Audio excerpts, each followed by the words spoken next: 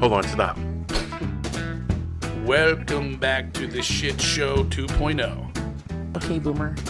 Damn millennials. Wow. Did not know that. Even flirters who are obviously mentally ill. Oh, this is gonna go downhill real quick. What is going on? And welcome to Take on the World with yours truly, Johnny and Mike. No millennials. Millennial free. Well, millennial free. And the support dog is MIA. MIA. The support dog's only here to support Lexi. Not me. Yeah. He's here to shake, and I think that's the one that needs the support. Yeah. You're the shaky dog. So we got a cool topic today. Well, hold on. Let's talk about what happened this week at work. Okay. All right. The fucking 2 foot of snow. Yeah, 2 foot of snow. Endless plowing. Oh, fucking sucked. 3 days of straight work. Actually, it wasn't too bad. They went pretty quick. I didn't sleep like from Sunday morning at 4 a.m. Yeah, you got the early shift. I'm glad I didn't come in early. Through Tuesday at. Well, I didn't go to bed till 8 o'clock that night on Tuesday. I didn't sleep. I luckily slept in that chair and slept like a fucking baby. I don't know how you could sleep like that, bro. I don't know. I can't. I did. I guess I was just so tired. I can't do it. And I mean, I dozed off for an hour here or an hour there, but I couldn't. I could get no. I think I might have woken up like once or twice when somebody came in, but for the most part. And then somebody was making fun of me. Like, yo, you fucking changed the channel. You put it on something else. And you were asleep within like 2 minutes. I'm like, no, I wasn't. I remember the whole entire episode. I'm like, you're not. It was the episode of that Forensic Files where the dude freaking bludgeons his wife to death and then chopped her up with a chainsaw and ran her through the chipper. And the only reason he got caught was because it was snowing and there was a guy plowing on the road at 3 o'clock in the morning. And he drives by this dude and he's sitting on the bridge with his chipper shooting his dead wife into the freaking river. And the plow guy's like, huh, that's weird. Yeah, that's weird. Oh, I better call the cops. I wonder if that's normal. And that's how he got caught. Fucking asshole. So I just thought that was funny because it was snowing at the same time. Yeah. and then I guess tomorrow we're going to go start that all over again. Yeah. Snow supposed to be coming tomorrow. I should have looked at the radar because most of the time they tell us it's going to snow here and they blow it out of proportion and it doesn't do shit. Yeah, well, I remember one time they were 18 to 2 feet and it's adjusting to 2 feet. It's going to be horrible. And it didn't snow at all. We end up getting overtime for nothing. Yeah. Which is nice. I'm going to bitch about it, but that happened a week ago too. We were supposed to get last Sunday into Monday. Oh, that one I didn't come in. I did nothing. Yeah. Yeah. Well, I got some movies in. Yeah. Well, I guess tomorrow. But tomorrow, I was supposed to come in tomorrow night because the storm was supposed to come tomorrow night into Monday. And somebody dismantled all the stuff off the back of the dump truck. Yeah, I know. It wasn't working right. They got to get a new piece. Again? Yes. Oh, that thing is such a piece of crap. If you have anything that works nice. Oh, so then when we were all done, I don't think I told you about this, right? And I go home and I'm like, all right, I got to shovel out the fucking driveway and shit, and or the walkway and trash cans and stuff. So I go home, let the dogs out. I get the world's worst fucking shovel. The handle is broken off of it, and it's got sharp edges on it, so you can't use it for like leverage. And the metal, well, luckily it was metal, but it was fucking bent to. It was just all bent up, and like you couldn't like get it close to the ground. So there was like a 2-inch layer of fucking compacted ice that I had to like chisel up. I was like beating it with the side of the shovel. And it just, I was like, man, this sucks. I just want to go to bed. And right about that time, I looked down the road, and actually, when I pulled up, before I even started, I'm driving down the road, and there's this car parked in the middle of the street, and there's these 2 guys shoveling on their space. So the guy gets in his car, he moves, I park where I need to, and when I come back out with a shovel, these 2 guys are yelling at, like, there's a whole family of people down, probably like 3 houses down further, 3-4 houses down. and he's yelling at him. I guess they were blowing snow onto his car that was parked down there. He's like, "Yeah, motherfuckers! He's like, stop! You better clean that fucking snow up! I'm telling you." And the guy's like, "Yeah, okay, whatever, pal." And I hear him like grumbling. He's like, "I'll fucking run down there. I'll fucking shovel that snow right into their fucking driveway. I don't give a shit." And his son's like, "Yeah, Dad, calm down. Don't worry about it. It's just snow." And you see him stop again. He's like, "Motherfucker, I told you, fucking stop and run." Right? And I'm like, "You got your camera out." Oh yeah. It started getting louder. I'm like, right? And I got it all on video. I'll play for you then. And I zoom in, and dude comes, just charges these guys with his fucking shovel, right? Runs down there. Four like big guys, younger big guys, just in a line, just come walking up like, "Are you coming in my territory?" And they fucked this dude up. Jesus, people are fucking. Did you see the video that the guy who shot the two people? I didn't see the video. I heard about it. They showed me the video today. It's ridiculous. Over snow.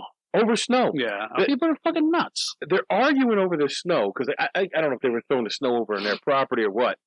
But the guy is out. The guy and the lady are out on the street antagonizing this guy to all hell.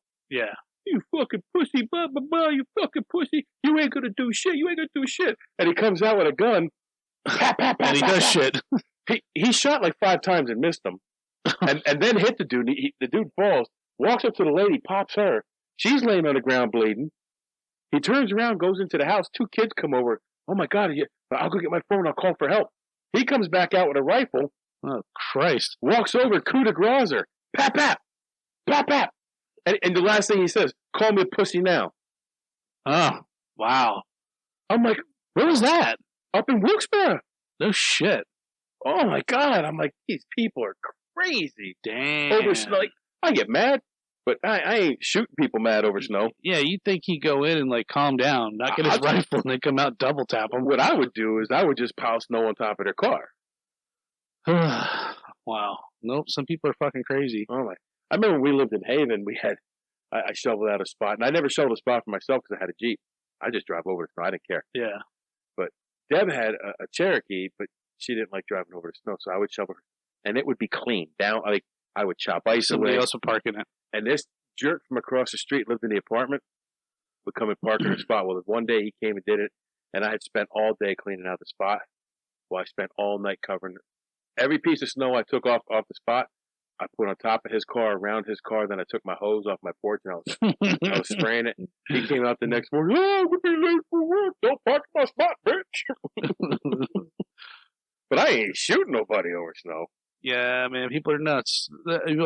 This doesn't have to do with snow, but there's a video I came across on, I think the Donut Operator maybe covered it.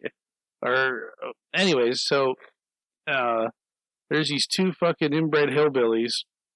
One's the dad, one's the younger kid. I think one's the dad, the kid brother. The kid brother, and they think they got like 4 teeth between the both of them. And they're in a back alleyway, and they're arguing with this guy. I think it might have been over a parking spot or something. And both these dudes have a fucking shotguns. The dad and the son. And the dad's like holding a shotgun. He's like, "Back up! I'm gonna kill you! I'm gonna kill you!" And he kept saying, "I'm gonna kill you!" And the neighbor's like irate. He's just screaming at him. He's like, "Fuck it! Fuck it! I don't give a fuck! Shoot me! I don't give a fuck!" Well, he answered his fucking prayers because they both fucking laid him out right then. And like he got too close, and they both just fucking gunned him down. And you know the dude's wife was sitting there. She's screaming, "Oh my God, you killed him!" and this and that. And I told you I was gonna kill you. I think they both got life sentences for that. This guy who did it up in Wilkes-Barre went in the house and shot himself then. Saved the taxpayers a whole lot of money. Yeah.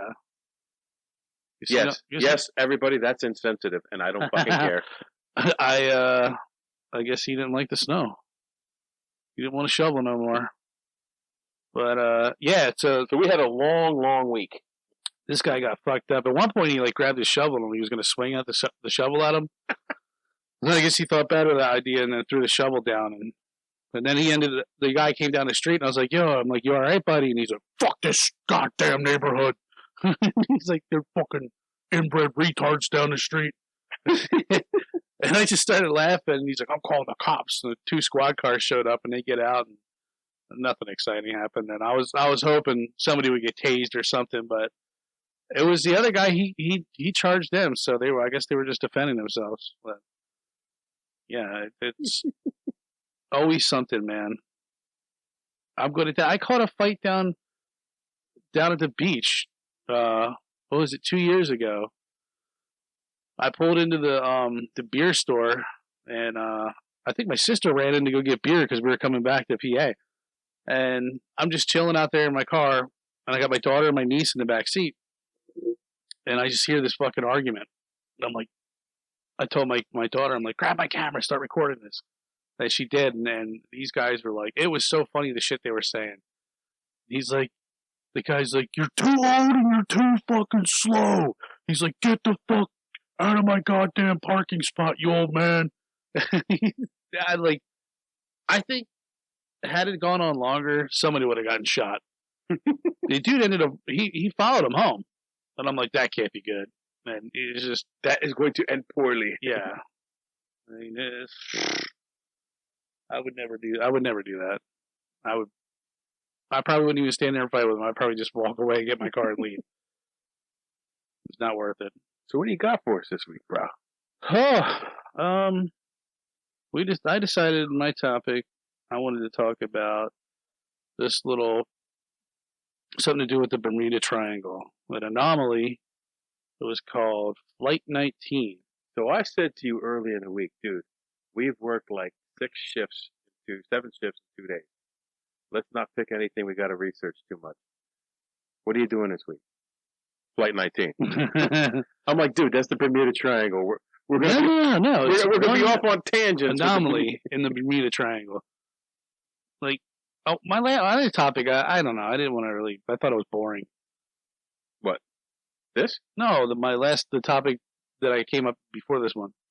What was that? You don't even remember. So it was exciting. I don't remember. Yeah. Well, we've done like 4 since then. No. 3. 1. Oh, we'll get that. What did we do last week? Oh, I thought that was cool. No, not that one. The one that Jack I was. Hinton? No, the one that I was going to do this week. I changed it to this flight. Well, 19. You change your shit every 20 minutes. Well, anyway. I changed it because I thought we were going to have way too much, and then it turns out we didn't. Well, we decided we're going to isolate it. We're not going to expand into the Bermuda Triangle itself. Just to you can make you can make like 3 episodes on the Bermuda Triangle. When I researched this, I found out that this incident in 1945 is what really kicked off. This is what started it all. The Bermuda Triangle. Yes. Now, stuff had happened long before that, but it wasn't until 1956 that they coined the phrase Bermuda Triangle. It's also called the Devil's Triangle. Devil's Triangle. That's also the Devil's Taint. That's also like a 3-way, isn't it? Yes. Isn't that what they were accusing the one Chief Justice? Yeah. Was it Brett Kavanaugh? Yeah, Kavanaugh. Yeah. I don't know what a Devil's Triangle is. Never heard of it. You have Bobby. I used to play basketball with Bobby. Bobby, you know what a Devil's Triangle is? Anyways, so, well, here we go. I'll just start it off. I'll give a brief synopsis of what happened, and then we'll get into it. Okay, go ahead. So, and if you feel like you got to add anything, I see your notes are a little better than mine. That you can.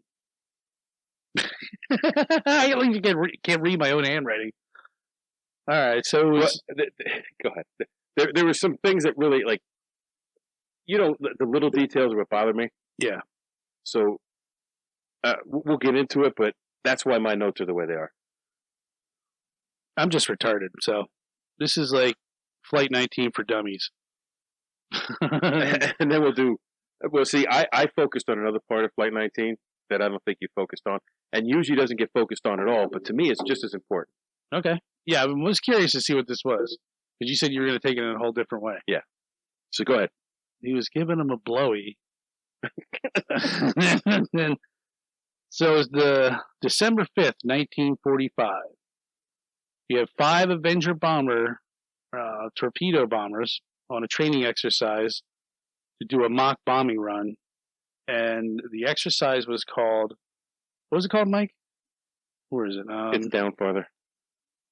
It's navigation problem number 1. Navigation problem number 1, which that's weird to begin with. Yeah, but and this was one of my questions, since you already went there. Like, all this stuff happened on something that was called navigation problem number 1. And it made me, when I initially heard it, now after I researched farther, I realized that the actual course that they flew, that's what it was called. Right. And they weren't the only ones who did it. No, they said it was a very routine exercise that a lot of people were involved with. But when I saw navigation problem number 1, I'm like, did they freaking submarine these guys on purpose? Like, can you overcome this, and this in a flight? You know, you never know, man. We're going to turn off both of your. Never know. There's something on the plane called a slip and something has to do with turning the plane, and it malfunctioned. I don't know. And their compasses, both the compasses in the lead plane were malfunctioned. Right. So there's a mock bombing run called Navigational Problem Number 1, and it was to teach them, obviously, how to do a bombing run and use what they call dead reckoning navigation, which they claim at the time still wasn't like an exact science. But from what I understand, it was sort of like using the sun and a watch to calculate the future time that, like, where am I going to be in a half an hour from now? And so they were working on that. Now, their flight was led by an experienced pilot, Charles Taylor, who was 28 years old.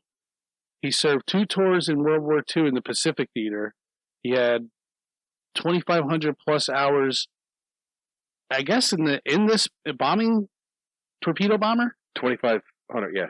And that's between this flying and his 2 tours in. And then he was also came back the Pacific to Miami to be a training instructor, which is what he was doing here, I guess. So it was 4 Avenger bomber planes carrying a crew of 3 and 1 with just 2 on board. So you have 14 guys total. And I think they said 4 of them, including Charles Taylor, were experienced pilots. And the other ones were pretty much like not rookies, but had about 300 hours in the plane. The rest of them, besides him, all the other rest, the average flying time they had in that plane was 300 hours. Yeah, so they were. So some were with more, some were with less. Yeah, so they weren't necessarily like new, but kind of. Yeah, they kind of were. Now this is where I had conflicting reports. It says their route was from Fort Lauderdale, and the one said that they had a 4-point turn. 1, 2, 3, 4. Well, okay. Instead of a 3-point turn. If you watch some of the things, they show a straight out shot. Yeah. Drop the bombs, go so much farther, and then turn north. Yeah.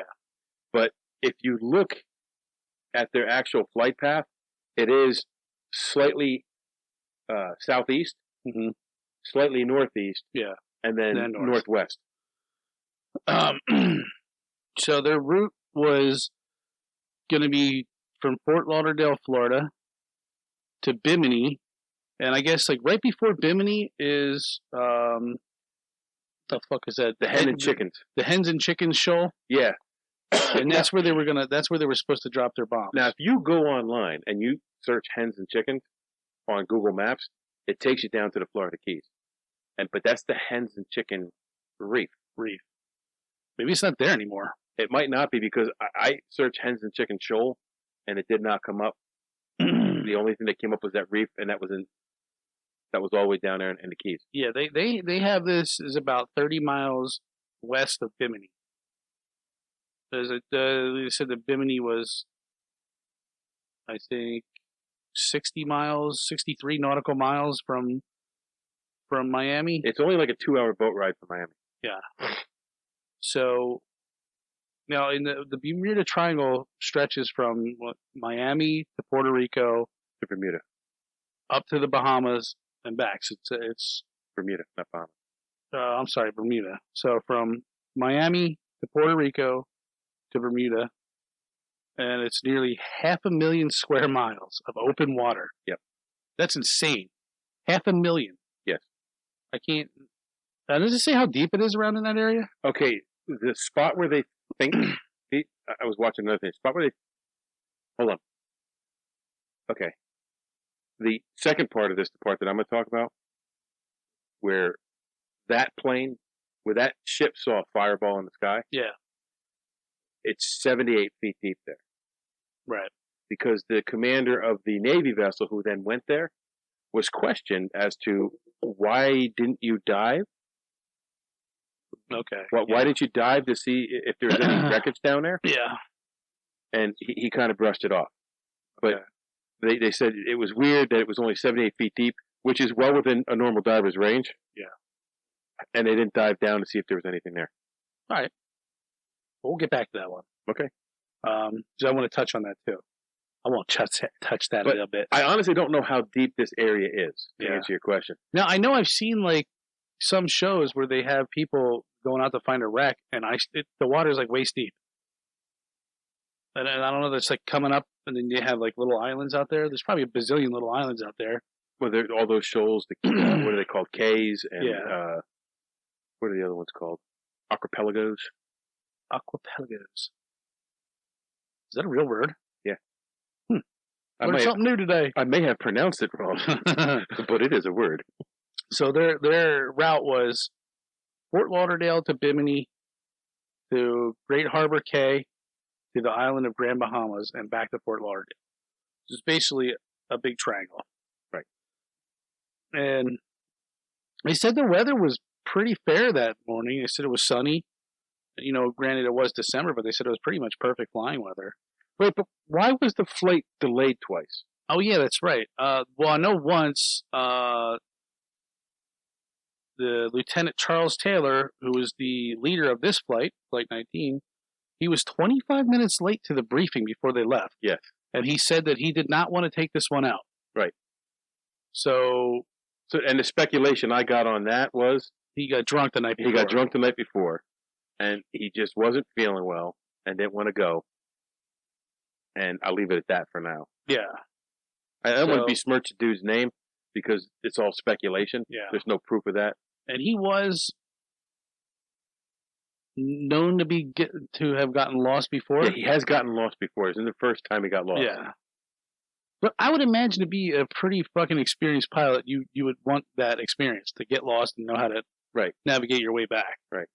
Well, I'll let you go. We'll hit on some other stuff. Remind me about getting back later because there's some things that happen that just didn't make sense. Okay. So they completed their torpedo. They dropped all their torpedoes. I guess they were fake torpedoes, dummies. And they have them reported en route to their second mark at Great Harbor Cay and their third mark at Island of Grand Bahamas. But they never made the final leg of their trip back to Fort Lauderdale.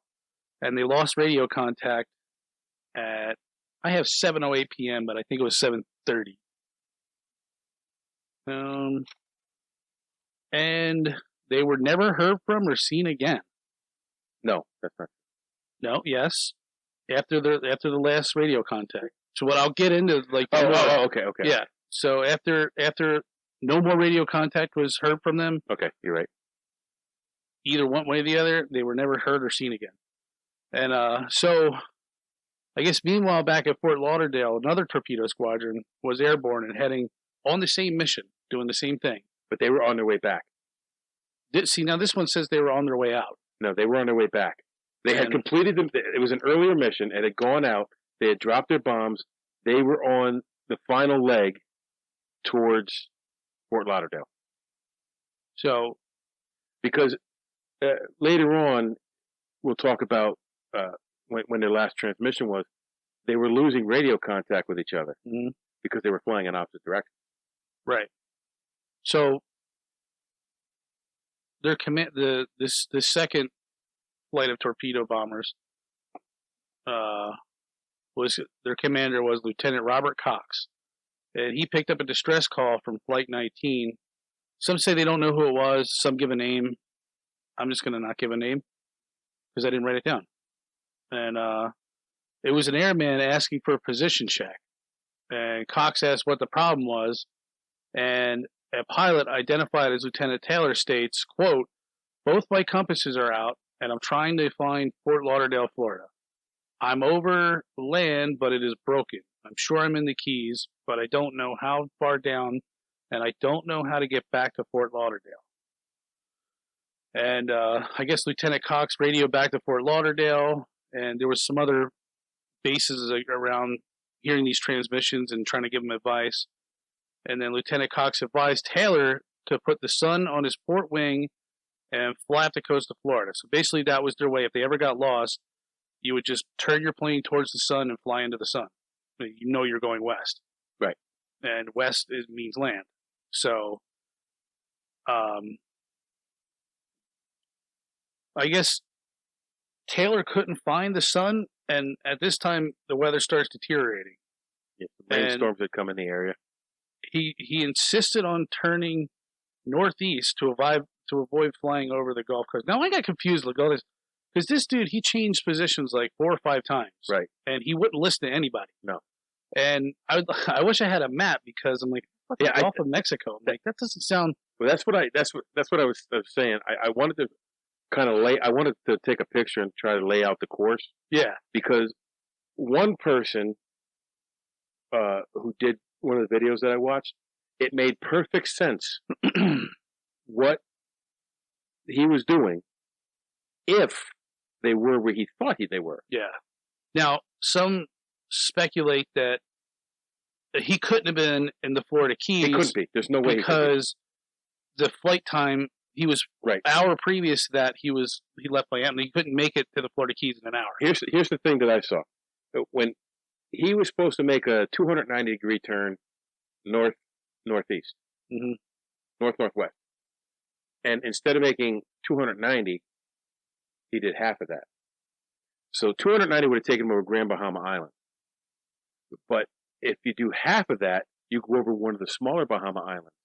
And when you fly over those islands, there's a bunch of little islands that trail off, like the Keys. Yeah.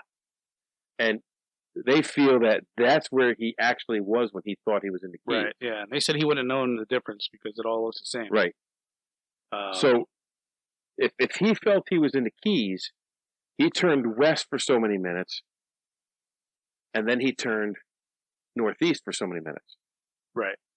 Well, that would have taken him to the Florida coast. if he had done that. But if you show that with him being over the smaller Bahama Islands, it just takes him out farther to sea. Yeah. I mean, they said they pinned him at his third destination, which he would have just had to turn back west and go back towards Florida. Yeah. And somewhere, either they were wrong and he wasn't where they thought he was. Well, he turned west for so long, and they had gone for such a long period of time. He was like, "No, I think I'm over the Gulf now." Yeah. And that's when he turned. So he's all over the fucking place, right? And none of the navigators could tell where they were, and there was reports of them saying like nothing looked like it normally did. It looked unusual. It looked like what the fuck was that word they used? Like it looked like the snow on your television almost. Like there was like a weird just not something really abnormal, right? And so in this time of him changing his flight course like 3 or 4 times, like going west and second guessing himself, then going northeast, then going more east, and his radio starts to cut out. Well, the radio starts to cut out with transmissions back to either the base or the 2 search flights that were out searching for him. Because see, now I have it as they weren't searching for him yet. They weren't at this point. They're not searching for him. They started searching for him. It says they only started searching for him when they completely lost contact with him. Hang on. No. Hang on.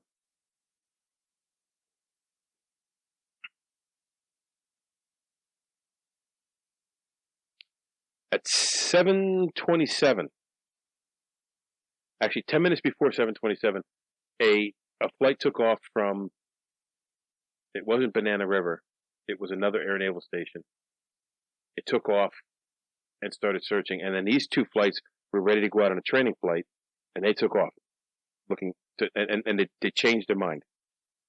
They're not going on a training flight. They're going to go and look for him at his last radio fix, which was 5:50 p.m.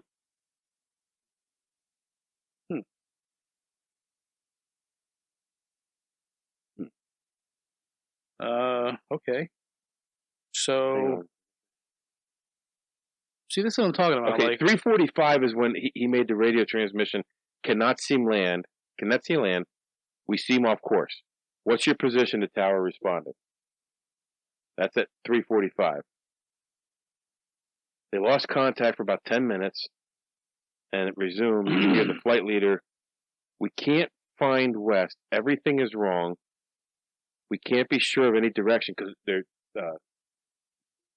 both compasses in the plane weren't working. Yeah, and everything looks strange, even just the ocean. for your info, those compasses were a magnetic compass and a gyro compass. Yes, those two separate kind of compasses. I don't know what they do, but let's see. Where the hell? So after 20 minutes go by, then. Yeah, see, you got way more detail than I do. I didn't even know about half this shit you're talking about. And we can't tell where we are. Everything is, can't make out anything. We think we may be about 225 miles northeast of base. And then there was incoherent. It looks like we're entering white water. We're completely lost.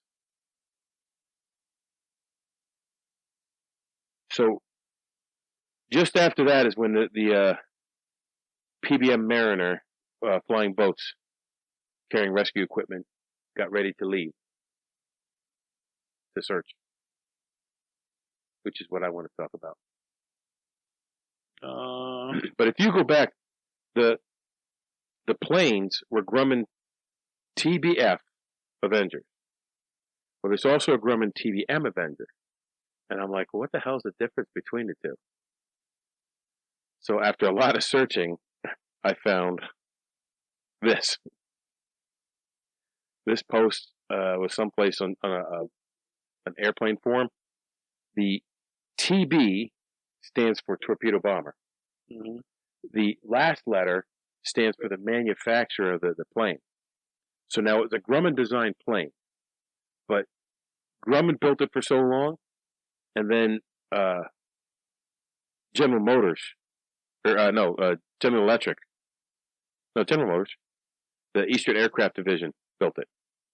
So the M at the end would mean it was a General Motors plane. The F at the end means it was built by Grumman.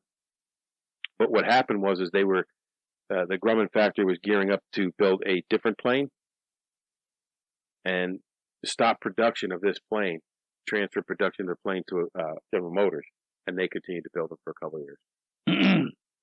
So if you take that and the PBM Mariner flying boat, so PB would be patrol bomber. It's a flying boat, so it can land on water. And that M stands for Martin Company. Go to Martin.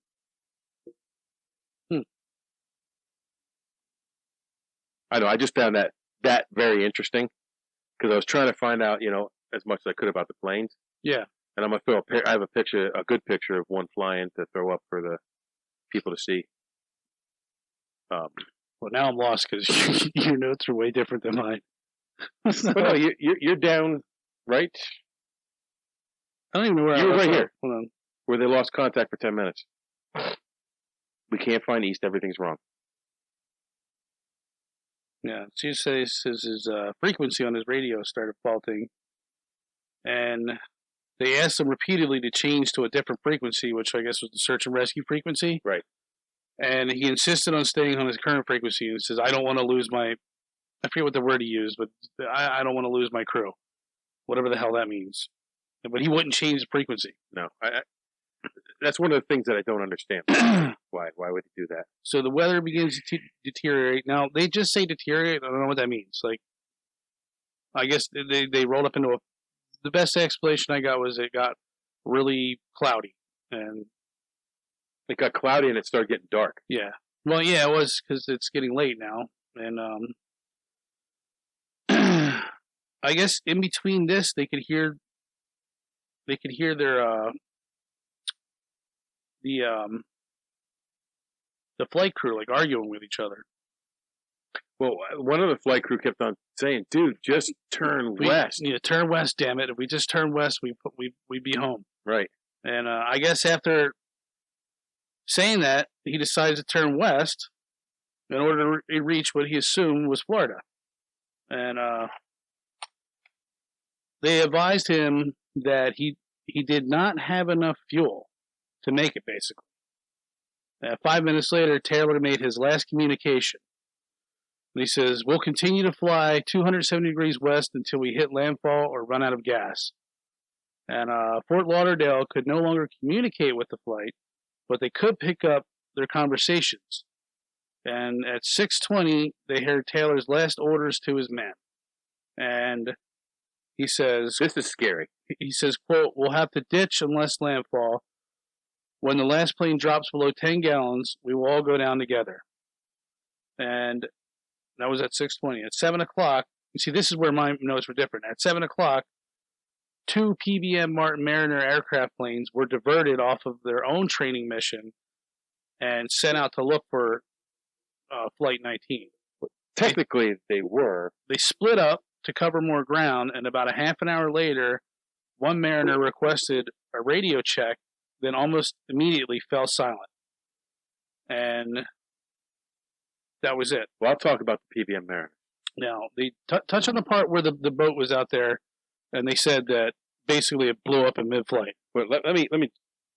You can't talk about Flight 19. Like, and I see all these websites, and they talk about Flight 19, and this Training 32 and Training 39, the flights, are like cliff notes. Well, 13 men died. Yeah, on that PB Mariner. On the Training 49 PBM Mariner flying boat. That was the one of the aircraft that was sent out to look for Flight 19. Right. So there was actually 3 of them. There was a single one that had taken off before these 2.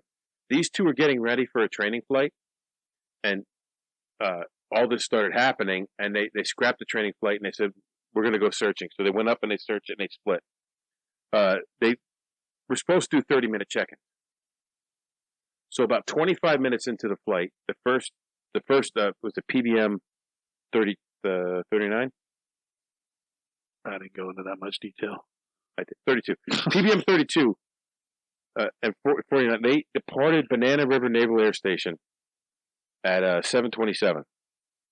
Training 32 headed straight to the Atlantic, while Training 49 went along the coast, then cut out to sea, to home in on Flight 19's 5:50 p.m. radio fix. So I guess they could get a fix on them from their radio? Yeah, because they were able to figure out that they made it to the third leg of the operation. Okay. Of the mission. So Training 32 checked in on time. Training 49 missed their check-in. They were never heard from again. They were never seen. Well, they were seen, but it wasn't good. So the check-in time would have been somewhere around 8 o'clock. At 9:12, a teletype came into the Miami Air Rescue headquarters from Freightliner SS Gaines Mills that at 7:50 they observed a huge fireball explosion. And what they had said was that it burned for several minutes.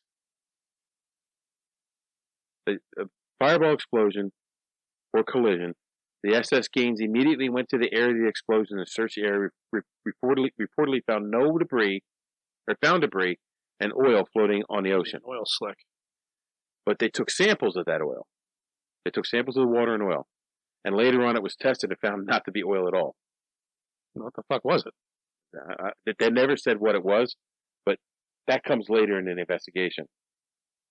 Now, you wanted to touch on why they wouldn't go down, and remember you said earlier their question is, why didn't you send a diver down? Well, it's like fucking 9 o'clock at night. Well, that doesn't happen yet. And The weather was getting bad, as I understand. The next morning, a Navy ship came out, and that's the guy that they questioned. So, sea rescue thought an explosion might have been a result of a mid-air collision with Flight 19. Training 32 was diverted to the area of the explosion, and at 10:45 when they got there, they found no debris, no signs of a crash, no weather, or anything that would have caused an explosion. So, there's something about these planes. These PBM Mariners were known as flying gas tanks. They were known to have gas leaks. And blow up. And explode. So, the Navy was able to say that the explosion was indeed Training 49. They said it's unknown what had happened to the pieces, or why it blew to pieces. This was confirmed by the carrier, USS Solomon, that reported they had been tracking Trainer 49's radar blip from takeoff at Banana River, and then to about the area where the SS Gaines reported seeing a fireball. So this fact was not. This commander, this lieutenant commander, is William Murphy, William T. Shatner, William Murphy. William Shatner mouth, and she liked it.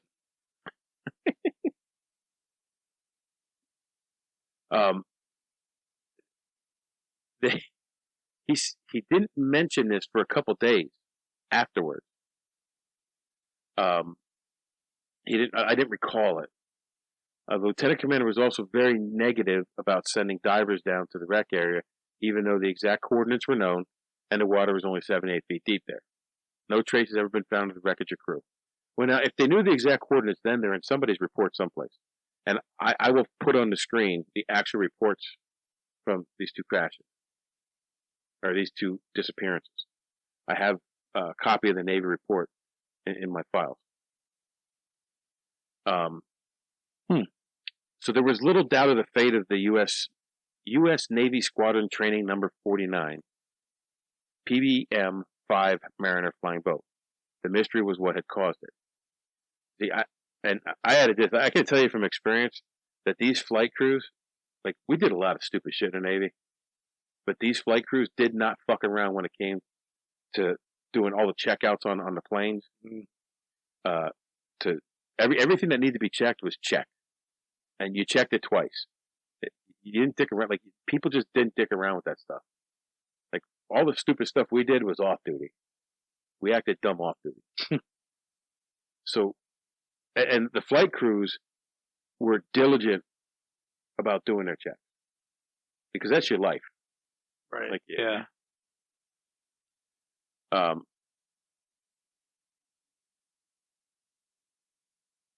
There was also a machinist mate that was assigned to this.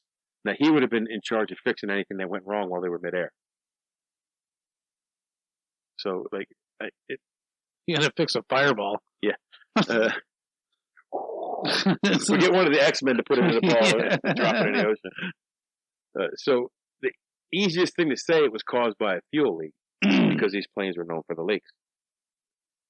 But the initial report from the USS Gaines was that they saw a 100-foot fireball for several minutes. But they didn't say off of what side of the ship they saw the fireball. They just said overhead. So it's weird. So now you have 6 aircraft have vanished. That's 27 guys. 27 guys missing in action. All on the same day. All on the same day. In the same area. Yeah. Now, 5 days, the Coast Guard, Navy, everybody who was available was out searching. Yeah. 25,000 square miles of hundreds of aircraft. Yeah. Boats, you name it. They never found one of the pilots or one of the aviators. They never found any wreckage. Not a life raft, not an oil slick, nothing. Nada. Not a fucking sock. The Navy launched an investigation into the incident, and nothing conclusive was ever found. Nope. And they said that they analyzed, well, obviously they would, back in my superb notes, that the naval after action report, every sentence and word was analyzed repeatedly just to make sure they didn't miss anything.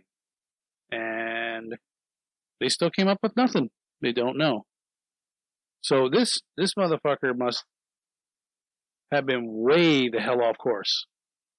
But like I said, if they follow the flight path the way I said, instead of doing the 290 degree, they did half of that. They were out over those islands that looked like the Keys, and then he turned west, and then he thought, well, I missed the bottom of Florida. Now I'm going to turn northeast. If you plot that on a map, Yo, look it. Yeah, look it there.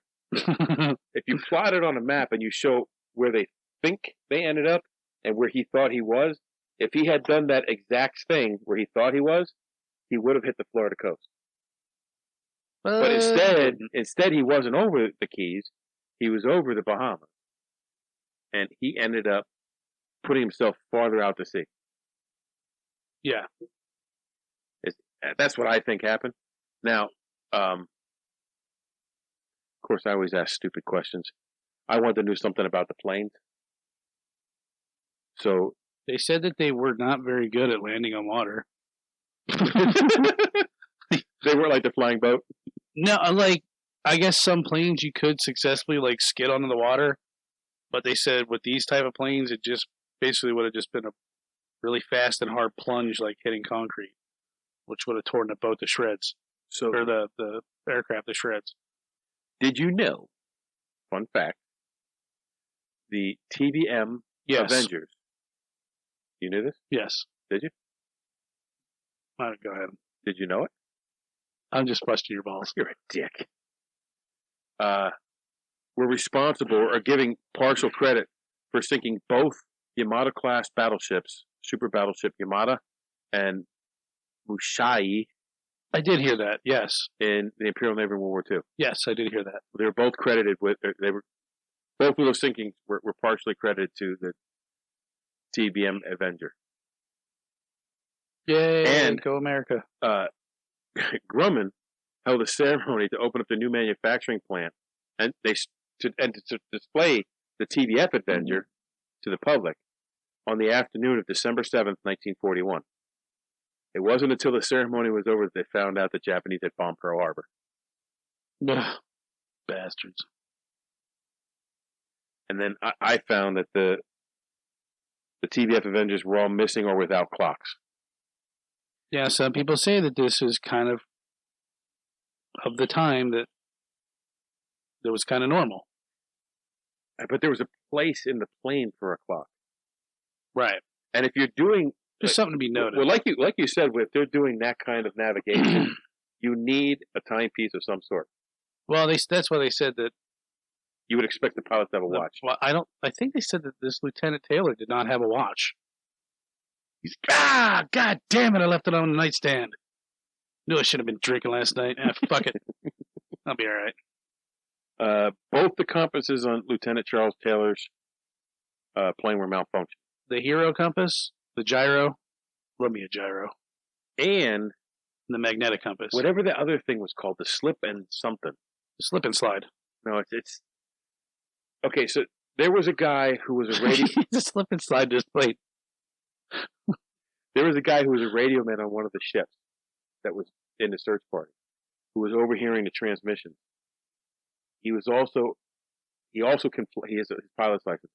He took an Avenger on the same path that these planes were supposed to take. Mm-hmm. Same airspeed, everything. You can watch this on YouTube.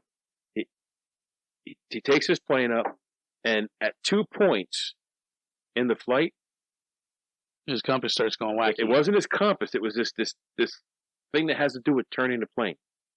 This slipping something. I don't know what the fuck it's called.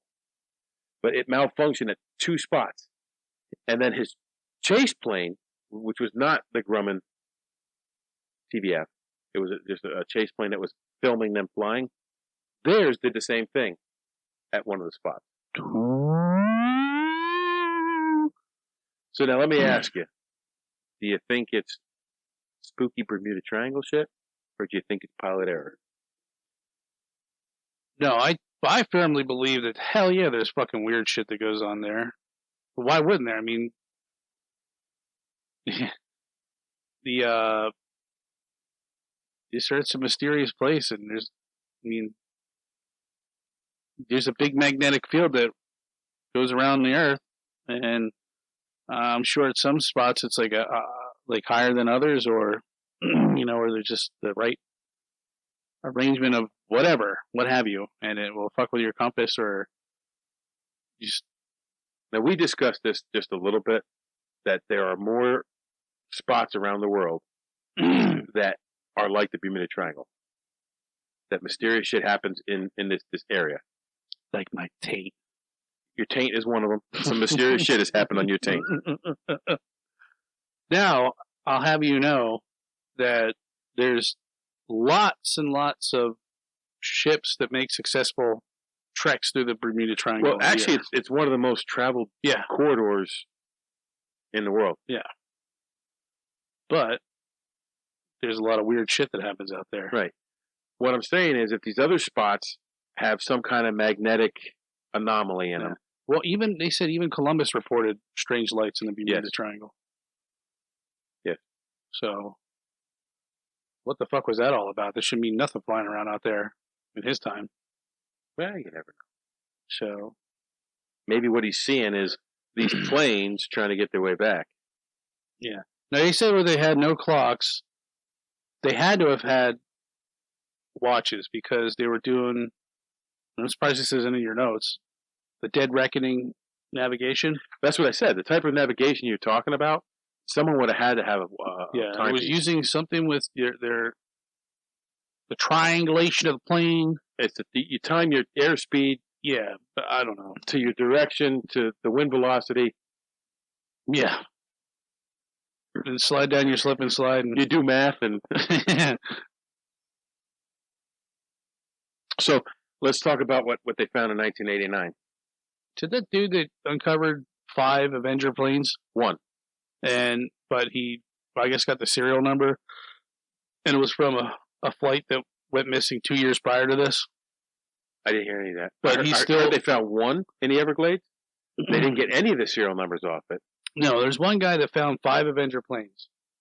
And he got the serial numbers off of one of them, but they claim it was from a flight that went missing 2 years prior to this one. And he claims that no, this is flight 19. But there's nobody there's nothing that says it's been found. Well, the funny thing is they don't know exactly where it was and they can't find it again. Dude, that's gotta suck. But it's the Everglades. The Everglades. Yeah. How the fuck would you not pin that while you're out there? Were you fucking moron? Unless he's lying. 89, they had GPS. Yeah. Handheld GPS. Yeah. Unless he's fucking lying. I mean, even if you didn't have GPS, I'm sure you can get in like the vicinity of where you last were. So I'm all about honoring our military. I'm gonna read off the names of the people that were lost here, if I can do it without fucking them up. So it's Charles Taylor, Lieutenant, U.S. Naval Reserve. George Devlin, Airman, Aviation Ordnanceman, 3rd Class, U.S. Navy Reserve. Walter Parpart, Aviation Radioman, 3rd Class, U.S. Navy Reserve. E.J. Powers, Captain, U.S. Marine Corps. Howell O. Thompson, Staff Sergeant, U.S. Marine Corps. George Panosia. Well, grab your rifle. We'll do a 21-gun salute. Sergeant, U.S. Marine Corps. Joseph T. Bossy, Ensign, U.S. Naval Reserve. Herman A. Lander, Seaman, 1st Class, U.S. Naval Reserve. Bert Ballock, Jr., Seaman First Class, U.S. Naval Reserve. George Stithers, Captain, U.S. Marine Corps. Robert P. Grubel, Private, U.S. Marine Corps Reserve. Robert F. Gallivan, Sergeant, U.S. Marine Corps. Forrest J. Gerber, Second Lieutenant, U.S. Marine Corps Reserve. William Lightfoot, Private First Class, U.S. Marine Corps Reserve. Those were all the men who were flying the 5 planes that went missing in Flight 19. On, they call it BU number 59, or 59225, which is actually Trainer 49. Walter Jeffrey, Lieutenant JG, U.S. Navy. Harry Cohn, Lieutenant JG, U.S. Navy. Roger Allen, Ensign, U.S. Navy. Lloyd Ellison, Ensign, U.S. Navy. Charles Arcana, Ensign, U.S. Navy. Robert C. Cameron, Radioman, 3rd Class, U.S. Navy. Wiley D. Cargill, Senior, Seaman, 1st Class, U.S. Navy. James Jordan, what was that, ARM? Aviation Radioman, 3rd Class, U.S. Navy. John Menendez, Aviation Ordnance, 3rd Class, U.S. Navy. I don't know what AMM is. Aviation Machinist Mate. Donald E. Peterson, Aviation Machinist Mate, 1st Class, U.S. Navy. And Alfred DeWicki, Seaman, 1st Class, U.S. Navy. Those were the men that were lost on Trainer 49. 27 brave souls. So if this was pilot error, I think it's a little bit of both. I think it is. I think maybe his. I mean, he didn't listen to anybody. Now I can't speculate. I don't want to badmouth this guy because he's probably way more of a fucking man than I'll ever be. But I mean, he was only 28. That's just 28 years old, and he's already has 2 tours in fucking World War II, and was a trainer with 2,500 plus hours. My asshole was still sucking buttermilk at 28 years old. Right? You know? That's one of the weird things that's happened on YouTube. And I know from hearing guys and just knowing some guys that these dudes have their shit together. They're not, people do fuck up, but right. Well, I think his instruments malfunction, whether that be a Bermuda Triangle thing or just poor maintenance or whatever. Might have been the fact that he was hungover, maybe panicked. The weather was starting to turn. But then he's got people barking in his ear. He made some mistakes. Did you say steak? I said mistake. That's a woman's steak. They're funner to eat. I think he made some mistakes, and 27 men perished. Here's what I find interesting. His mother, Lieutenant Taylor's mother, actually launched her own investigation. Did not hear this. And they basically blamed him for the loss of 13 lives and 5 naval vessels, 5 naval airplanes. And that's how it went down in the books. And she actually got his name exonerated, and it changed to reason for the crash was unknown. But before, they blamed it all on him. And she said that there's no evidence to prove that, because you can't find anything. So, well, stuff like this happens that people want to affix blame. They want someone that they can look at and say, "Hey, this is your fault." Well, yeah, case closed. We got the story, but I'd be a little pissed off too. I'd be like if it was you, I'm like, I knew Mike, and Mike wouldn't do that. He was a stand-up guy, and I would want somebody to fight for me too if they felt the same way. I mean, it's just hard to tell. It's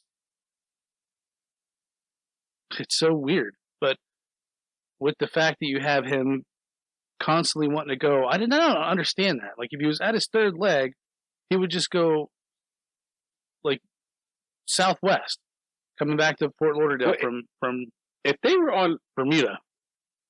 If they were on a third leg, and he knows that he didn't turn west before, all you had to do is turn west. You might not make it back to Fort Lauderdale, but you're going to make it back to land. Right. And that's what they couldn't figure out. Like, they're like, dude, just turn fucking west. That's what the one guy kept saying.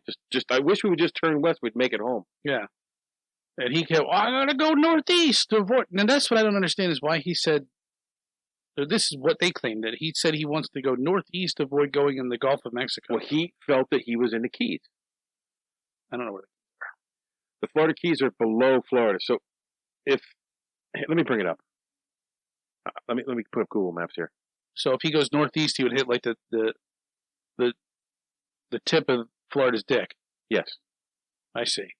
So what are the Keys to the west of Florida? The Keys trail down below Florida.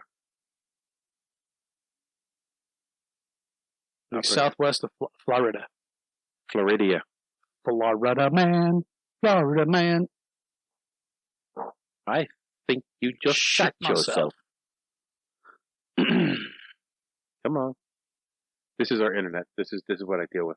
Hang on. I'm going to go to a quick commercial break here. Brought to you by Rudders.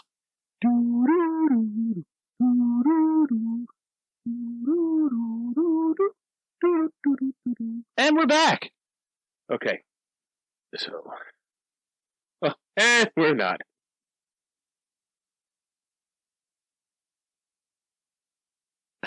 I would like to know how. These are the Keys. Yeah, but you see what I'm saying? If he went northeast, that doesn't make sense. You'd still go out into the fucking ocean. He was flying this way over the Keys. When he got to here, he thought where he felt he was here. He goes northeast. He's going to go right here. Yeah, that's why we need to put this map up for our viewers. I know these are the Keys down here. Right there. So he felt he was flying over this. I mean, that's nowhere. And he said, I want to go northeast. I don't want to go over the Gulf. I don't want to get lost out in the Gulf. So if he goes northeast, he's going to come back to here. Oh, I'm an idiot. I'm thinking the Gulf is up and to the right. No, this is the Gulf right here. Yeah, I thought it was over here. No, so here's... I'm so stupid. Where's Bimini? Are you sure it don't mean? I know, I wonder it didn't make sense. Where's Bahamas? I'm in England. Oh, these are the Bahamas right here. Well, he's way off course. Well, that's what I'm saying. There's no way he could have been down there. But these islands up here, yeah, go up through here, mimic those, just going in the opposite direction. But I guess when you're up in the air, it's hard to tell. So they took off from here. Mm-hmm. They flew down. Is this Bimini here? No, it's Blimini. That's Bimini. Blimini. So they flew from bloomin' onion. They flew from here over to Bimini, and then out this bloomin' onion, and out this way. So around here, some places where they dropped their shit. Somewhere around here. So at that point, they were supposed to fly so many minutes this way, and then northwest. Yeah, and go over here. So instead of turning, keep hitting this freaking bump here. Instead of turning from here this way, they think he turned here and went this way. And then thought he was way down in the Keys. And thought he was down in the Keys. How, I don't know, because it's hundreds of miles. So, now if you take... Unless, like you said... Hold on, if you take where the Keys are there, he says he thinks he was here, so he's over the Keys. He flies west, like flying west, and then he gets to the point where he says, I don't want to end up in the Gulf, so I'm going to fly towards Florida's tip. And then, so he ended up out here someplace where he thought he was here and ended up here. Ah, that makes sense. And the map that video that I watched showed was the one that made the most sense. Holy shit, so he's like in the middle of fucking nowhere. Yeah. And then he eventually decided to turn west again, didn't he? See, here's the thing. Yeah. That's his last radio transmission. He says, we're going to turn west. We're going to continue to fly 270 degrees west until we hit landfall or run out of gas. Right, but now, if he's up here and his compass ain't working right, and he says 207 degrees, he's not going to end up west. He's going to end up going northwest. Right. Well, what he thought was west. Right. So, this Banana River thing is down here someplace. So they took off from here. One went straight out this way, looking for him. The other one went up the coast and out this way. So that's where Trainer 49 would have went up the coast to like Boca Raton and then out towards... Where old folks go to die. Yeah. And then go out towards the Bahamas. The Grand Bahama Island. The problem is they were like here, and he was flying away from them, and that's why they were losing radio contact, because he was progressively getting away from them. Mm-hmm. I think we've solved this case. Let's go rent a boat and find this. Well, there's a guy, another video I watched, a guy that goes out in a boat and he's charting the sea floor in all these areas for the last 30 years, looking for these crashes. Yeah, he went missing too. No. He goes out, I don't know how often, but he uses side scan sonar. Yeah. Looking for the crash sites. Now, when you asked me earlier, do I believe it was pilot error or the Bermuda Triangle? And I said both, because there's many, many more stories of weird shit that happens in the Bermuda Triangle. And what was the very first incident? Where's Puerto Rico? It's past Cuba, down to the right. Oh, keep going. Keep going right down there. So from here to here. To Bermuda and back. To Bermuda and back. It's over... That's the Bermuda Triangle. 2 million square miles? Yeah. It's like the size of like half the United States, pretty much. Yes. Oh, god damn. But was he in the Bermuda Triangle when he crashed? If he would, he would have been like up here. He would have been on the edge of it. But his problems started right here. Like his problems started right here, off of Fort Lauderdale, underneath the Bahamas. Wow.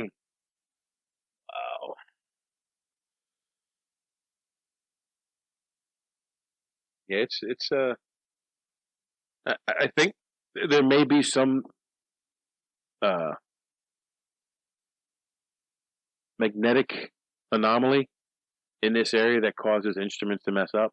Mm-hmm. And in an older plane like that, with no other instruments besides a compass and a clock, or compass and a watch, that's death. Wow.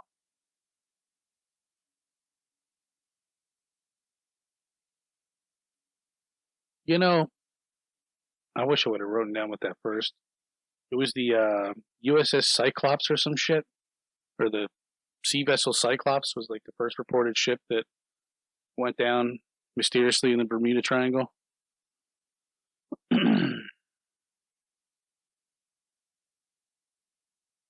1942. Oh, that one. I did see this one. Look at how that ship is built. Looks like an old Civil War ship. Actually, kind of looks like a what do they call those paddle boats? The riverboat. Riverboat. Yes, Am I right? Is that the first one that went down? No. I think it was earlier than that. I think it was in the 1800s. Although I saw a documentary on this ship, and it's lost too. That would be an interesting topic. I don't think there's enough for the whole show, but you know, my other thought was I wanted to do that ship that was sunk The Titanic. No, it was sunk somewhere out in the Atlantic Ocean, and I think like 15 sailors perished, but they were able to shut the ballast doors or the and seal half the ship off, and there was like 15 or 20 other sailors at the bottom of the ocean on the ship, lost power for like 6 or 7 days, and they sent a thing down there. Diving bell. Well, yeah, but they attached basically two fucking hooks onto this thing and tried to like put floaties on it and lift it back up to the surface, and it went cattywampus, and it fucking boom fell back down to the ocean floor. So then they were able to basically ballast it and get it about halfway up, and then drag it into port. And they saved every sailor right there. They put them up on a tube and like this. I don't know what the fuck they call it. And I think we watched the show. It was after we watched Greyhound. So they saved all the sailors that were still alive in the ship. Right. Brought it up halfway and then brought it back in the dock. I think I fell asleep. And they cleaned it up, repainted it, and put it back into service for like another 10 years. There was another one where some guy was at the bottom of this ship for a ship sank. He was under the. Was there video of this? It's that one lone guy. Yeah, I don't think there's video of it. There's a video made of it, but that was interesting. Fuck that. That would be so fucking terrifying. Oh yeah. Ugh. Yeah. Well, I think we did that justice. I know where notes were mine were a little different than yours, so I had to kind of. Well, I focused on that training flight. I don't know how the fuck you remember all these numbers and fucking. I read them. The letters. Well, the designation on the plane that interested me greatly. Like I'm like, well, what's the difference between the PBM and PBF? The TBF and TBM. Like, what was it? What makes one an F and one an M? And like, some guy came up and he came up with some off the wall shit. And some guy says, "No, you're not even close." and he posted that whole thing with the designations on them, which I find very interesting. Like looking through those designations, like a plane that has an A is an ambulance. A B, of course, is a bomber. BT is bomber torpedo. F, fighter. G is single engine transport. H is hospital. J, utility. JR, utility transport. N is a trainer. O, observation. OS, observation scout. P, patrol. PB, patrol bomber. R, transport. S, scout. SB, scout bomber. SN, scout trainer. SO, scout observation. TB, torpedo bomber. Tuberculosis. TS, torpedo scout. And then all these different designations for the manufacturers. And then there was suffixes for catch-alls for special equipment. And like, there's just a huge list of them. And if there's a number in it, like it's this SNJ 6B, it's the 6th version of the original model. Right, like the F4, F3 fighter, 4th fighter produced by this manufacturer. F is Grumman, and 3 was revised version of the initial F4F. So the F4F had 3 different versions. This is the 3rd one. Interesting. Yeah. I don't know. I found that really interesting. And like that's why I like when like you come up with some topics like I'm like and like Lexi came up with the X-Men and we did the X-Men and I was like I don't know about like because the X-Men was really not my jam. But yeah, you guys. I love comic books, so when I got into it, there was a lot of interesting stuff there. So I knew nothing about X-Men. I saw your eyes glaze over a couple times. And I knew I was like, it's pointless researching this because I would need like 6 years of my life to know anything about this. But you could have just watched, like, I went on YouTube, watched a couple of videos, and that's where, like, I get my inspiration from my questions that I ask myself. Am I gay? Yes. Am I going to continue to be gay? Yes. You're talking about a magic 8-ball. Chances look good. So, but we both got to get up tomorrow and go to work for snow. No, don't fucking mind. Well, I'll be there. I'll be there with lunch and breakfast for you. I'll be there with my fucking shiny shoes on. Oh, God, this getting old sucks. Always tired. Your shiny untied shoes because you don't want to bend over to tie them? No, I got slip-ons. Nice. You wear slippers to work on Saturdays and Sundays? I wish. So with that, I think we've exhausted this episode. And hope you learned something. If we missed something or screwed something up, you can email us at takeontheworld411@gmail.com. Yep. And join us on our next episode where we'll be taking this to the Florida Keys to look for Flight 19. We have a 30-foot yacht, beers, babes, you name it, we got it. So if anybody wants to join in, you're more than welcome. It's a party boat! So until then, go take on the world. Hold on, stop. Welcome back to the Shit Show 2.0. Okay, Boomer. Damn millennials.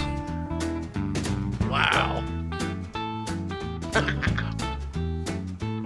Did not know that.